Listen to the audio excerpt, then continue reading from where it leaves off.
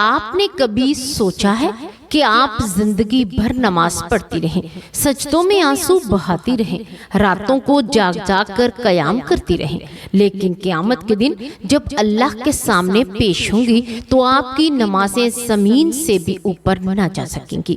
پیارے ناظرین، عورت اللہ کی ایک عظیم نعمت اور قدرت کی حسین تخلیق ہے۔ لفظ عورت کے لغوی معنی ہے پردے میں رکھی جانے والی چیز، اور اسلام نے عورت کو اس مفہوم کے مطابق عزت و عظمت عطا کی ہے۔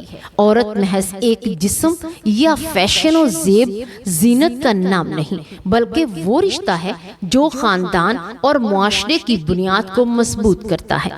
وہ ماں ہے جس کے قدموں کے نیچے جنت رکھی گئی ہے، وہ بیٹی ہے جس کے والدین کے لیے رحمت قرار دیا گیا، اور وہ بہن ہے جو بھائی کے لیے عزت و وقار کا ذریعہ ہے، وہ بیوی ہے جو شوہر کے لیے سکون قلب ہے اور راحت زندگی ہے۔ قرآن پاک میں اللہ تعالیٰ نے عورت کو نہ صرف انسانیت کی بقا کا ذریعہ بنایا ہے بلکہ اسے کرامت اور تکریم کے اعلیٰ درجے پر بھی فائز کیا۔ عورت کا وجود محبت، احسار اور قربانی کی علامت ہے۔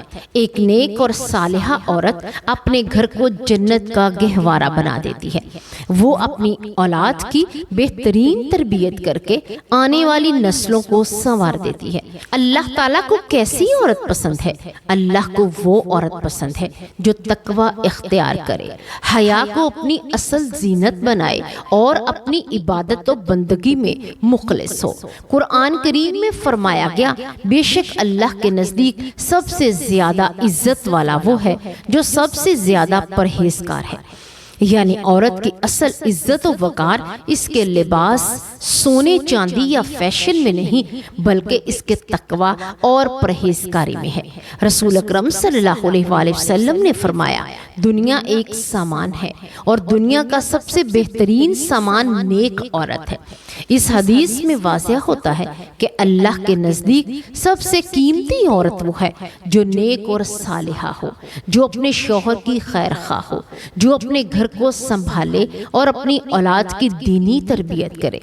اللہ تعالیٰ کو وہ عورت پسند ہے جو اپنی نمازوں کی حفاظت کرے، پردے کو اپنا فخر سمجھے، زبان کو جھوٹ اور غیبت سے بچائے، اپنے دل کو تکبر اور حسد سے پاک کرے، اپنی زندگی کو عبادت اور خدمت میں گزارے۔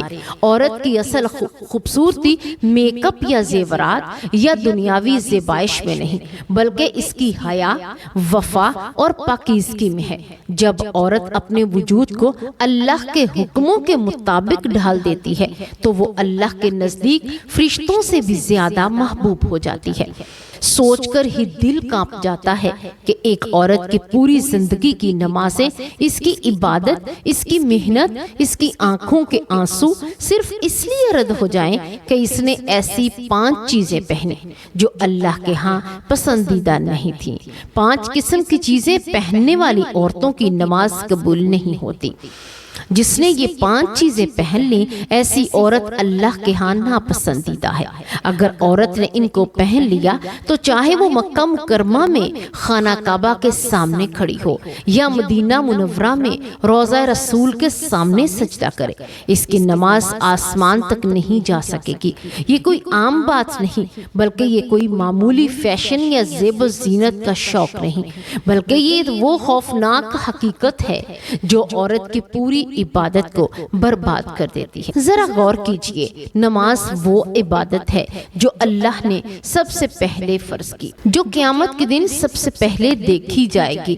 حضور صلی اللہ علیہ وآلہ وسلم نے فرمایا، قیامت کے دن سب سے پہلے بندے کے اعمال میں سے نماز کا حساب لیا جائے گا۔ اگر نماز درست ہوئی تو باقی اعمال بھی درست ہوں گے، اور اگر نماز خراب ہوئی تو باقی اعمال بھی خراب ہوں گے۔ اب سوچیں، جب نماز ہی قبول نہ ہو تو باقی اعمال کا کیا حال ہوگا؟ اگر عورت صرف اپنے زیب و زینت کے شوق میں ایسی چیزیں پہن لے جس کے بارے میں حدیث میں سخت وعید آئی ہے تو اس کی نمازیں ضائع ہو جائیں گی۔ آئیے اب وہ 5 چیزیں سمجھتے ہیں جن کے پہننے سے عورت کی نماز رد ہو جاتی ہے۔ پہلی چیز ہے باریک اور شفاف کپڑا۔ رسول اللہ صلی اللہ علیہ وآلہ وسلم نے فرمایا 2 قسم کے لوگ جہنم کے ہیں جنہیں میں نے ابھی تک نہیں دیکھا۔ ایک وہ لوگ جن کے ہاتھوں میں بیل کی دم کی مانند کوڑے ہوں گے اور وہ ان سے لوگوں کو ماریں گے، اور دوسری وہ عورتیں جو کپڑے پہننے کے باوجود ننگی ہوں گی۔ علماء نے لکھا ہے اس حدیث کا مطلب ہے وہ عورت باریک یا شفاف کپڑا پہنتی ہے جس سے جسم اور زینت جھلکتی ہے، تو ایسی عورت گویا لباس میں ہونے کے باوجود ننگی ہے۔ اگر آپ ایسی نماز میں کھڑی ہوں تو اس کی نماز قبول ہو سکتی ہے؟ نہیں۔ نماز کی شرط ہے کہ بدن ڈھانپا جائے۔ جب بدن ہی ڈھکا نہ ہو بلکہ باریک کپڑوں سے ظاہر ہو رہا ہو تو نماز کا باطل ہونا واضح ہے۔ دوسری چیز ہے تنگ لباس۔ آج کل عورتیں اپنے کپڑے پہننے لگی ہیں، یعنی ایسے کپڑے پہنتی ہیں جو تن بدن کو ہر انگ کو ظاہر کر دیتے ہیں، حالانکہ شریعت میں ستر کا مطلب صرف ڈھانپنا نہیں بلکہ ڈھیلا ڈالا لباس ہے۔ امام نووی رحمۃ اللہ علیہ فرماتے ہیں کہ اگر کپڑا اتنا تنگ ہو کہ بدن کے اعضاء کی ہیبت معلوم ہو جائے تو وہ ستر کو ڈھانپنے والا نہیں سمجھا جائے گا۔ نماز میں تو خاص طور پر پابندی ہے عورت پورے بدن کو ڈھانپے، چہرہ اور ہاتھوں کے علاوہ کچھ ظاہر نہ ہو۔ لیکن تنگ کپڑے پہن کر اگر عورت قیام کرے یا رکوع اور سجدہ کرے تو اس کی نماز کی بناوٹ ظاہر ہو جاتی ہے اور یوں نماز قبول نہیں ہوتی۔ تیسری چیز ہے خوشبو لگا کر نماز پڑھنا۔ نبی کریم صلی اللہ علیہ وآلہ وسلم نے فرمایا جو عورت خوشبو لگا کر گھر سے نکلے اور لوگوں کے پاس سے گزرے تاکہ وہ اس کی خوشبو محسوس کرے تو وہ زانیہ ہے۔ استغفر اللہ۔ اب اگر عورت نماز پڑھنے کے لیے خوشبو لگا کر کھڑی ہوئی تو گویا وہ اللہ کے سامنے ایسی حالت میں حاضر ہو رہی ہے جو ممنوع ہے۔ علماء نے لکھا ہے کہ عورت کے لیے خوشبو لگانا صرف شوہر کے لیے جائز ہے، غیر مردوں کے سامنے یا اس حالت میں کسی خوشبو عام ہو جائے یہ ناجائز ہے، اور کوئی بھی عمل ناجائز ہو تو وہ عبادت کو برباد کر دیتا ہے۔ چوتھی چیز ہے مصنوعی بال یا وگ پہننا۔ نبی کریم صلی اللہ علیہ وآلہ وسلم نے فرمایا اللہ نے لعنت فرمائی ہے ان عورتوں پر جو بال لگواتی ہیں اور جو بال لگاتی ہیں۔ آج کل خواتین اپنے بالوں میں مصنوعی بال یا وگ لگا کر نماز پڑھتی ہیں، یہ اللہ کی لعنت کردہ عمل میں شمار ہے۔ اب سوچیں جس عمل میں اللہ ہی نے لعنت کی ہو، اگر عورت ایسی حالت میں نماز میں کھڑی ہو تو کیا وہ نماز اللہ کے ہاں قبول ہوگی؟ نماز قبول تو تب ہو جب اللہ راضی ہو، اور جب کوئی ایسی چیز پہنی جائے تو وہ اللہ کے غضب کو کھینچ لائے تو نماز رد ہو جاتی ہے۔ پانچویں چیز ہے سونے اور چاندی کے زیورات یا مردوں کے لباس کی مشابہت۔ رسول اللہ صلی اللہ علیہ وآلہ وسلم نے فرمایا اللہ کی لعنت ہے ان عورتوں پر جو مردوں کی مشابہت اختیار کریں اور ان مردوں پر جو عورتوں کی مشابہت اختیار کریں۔ اب اگر عورت ایسا لباس پہن لے جو مردوں کا سا ہو یا ایسے زیورات پہنے جن کی نمائش اور تکبر مقصد ہو تو ایسی حالت میں نماز قبول نہیں ہوتی۔ علماء نے لکھا ہے نماز میں عاجزی اور انکساری ضروری ہے، اور جب عورت تکبر اور فخر کی علامت پہنے کھڑی ہو تو وہ عاجزی کہاں باقی رہتی ہے۔ محترم ناظرین، یہ 5 چیزیں وہ ہیں جو عورت کی پوری عبادت کو ضائع کر دیتے ہیں۔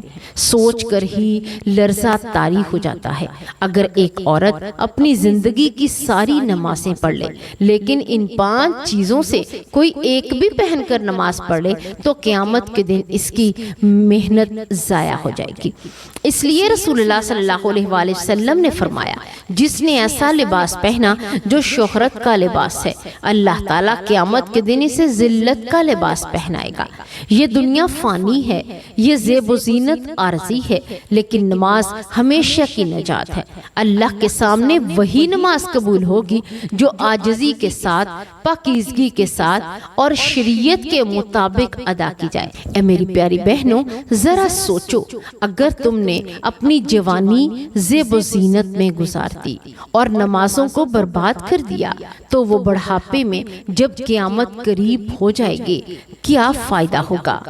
ابھی وقت ہے، اپنی نمازوں کو سنبھالو، اپنے لباس کو درست کرو اور ان چیزوں سے بچو جو زندگی چند دن کے لیے لیکن آخرت ہمیشہ کے لیے ہے۔ اللہ ہم سب کو اپنی پسندیدہ زندگی گزارنے کی توفیق عطا فرمائے اور ہمیں ان آفتوں سے بچائے اور ہماری نمازوں کو قبول فرمائے۔ آمین یا رب العالمین۔